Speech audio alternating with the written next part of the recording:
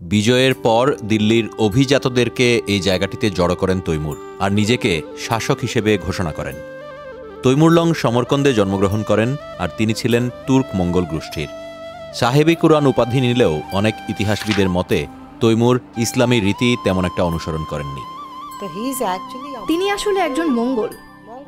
তিনি তুর্ক অধ্যুষিত অঞ্চলে জন্মগ্রহণ করেন।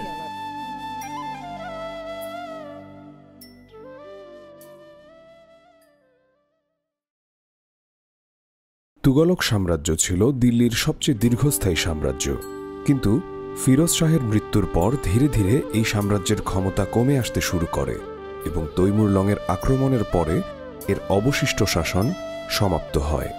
১৩৯৮ সালে আমির তৈমুর বেগ গোরকানি দিল্লিতে চলে আসেন এবং ধীরে ধীরে শহরটি ধ্বংস করে দেন। ইতিহাসবিদদের মতে দিল্লিতে এই রক্তক্ষয়ী হামলা ছিল খুবই ভয়াবহ। তৈমুর সমরকন্দে জন্মগ্রহণ করেন এবং তিনি ছিলেন তুর্ক মঙ্গল গোষ্ঠীর। তাদের শাসনের ধরনও ছিল মঙ্গলদের মতো। তিনি আসলে একজন মঙ্গল। তিনি তুর্ক অধ্যুষিত অঞ্চলে জন্মগ্রহণ করেন। তার শরীরে মঙ্গলদের রক্ত।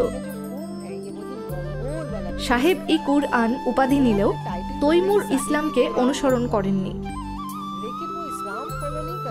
তিনি চেঙ্গিসি নিয়ম মেনে চলতেন।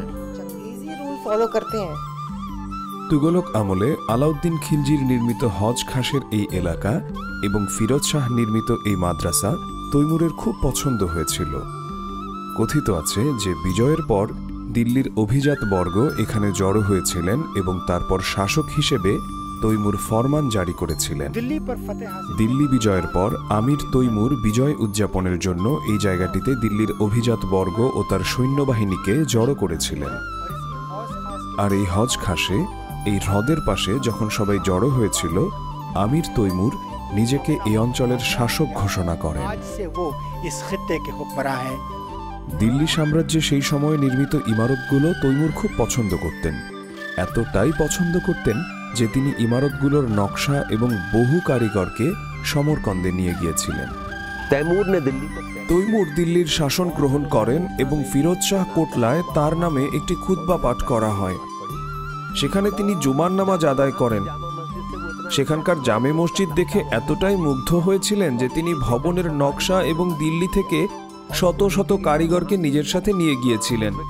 উজবেকিস্তানে অবস্থিত বিবি খানুমের সমাধি এবং এর পাশের মসজিদে দিল্লি স্থাপত্যের প্রভাব দেখতে পাওয়া যায়।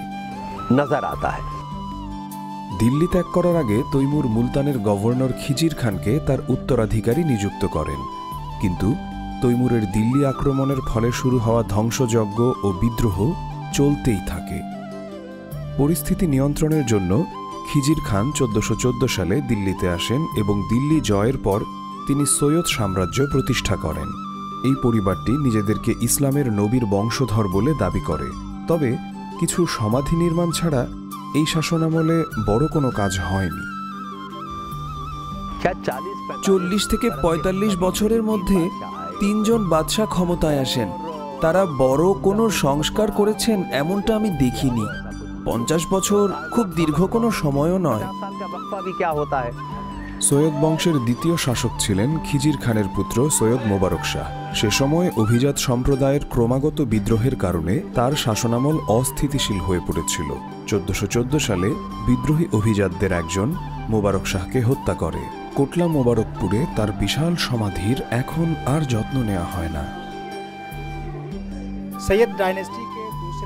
দক্ষিণ দিল্লির কোটলা মোবারকপুরে অবস্থিত এটি হল সৈয়দ বংশের দ্বিতীয় শাসক মোবারক আলী শাহের সমাধি। সমাধির ভেতরে এত দুর্গন্ধ এবং আবর্জনায় ভরা যে আমরা যখন এখানে পৌঁছলাম তখন দেখলাম সমাধির ভেতরে কিছু কুকুর বসে আছে। মোবারক শাহের মৃত্যুর পর স্থলাভিষিক্ত হন তার ভাতিজা মোহাম্মদ শাহ। ১১ বছর শাসনকার্য পরিচালনার পর ১৪৪৫ সালে তিনি মৃত্যুবরণ করেন। তার সমাধি লোদি গার্ডেনে তুলনামূলক ভালোভাবে সংরক্ষিত আছে।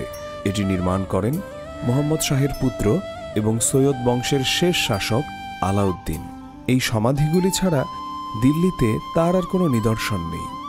সৈয়দ বংশের 4 শাসকের মধ্যে অধিক পরিচিতদের একজন হলেন মুহাম্মদ শাহ। এটি তার সমাধি। ক্যামেরাম্যান রৌফ ফিদার সাথে Salauddin Jain, DW news, new Delhi. DW news, Nai Delhi.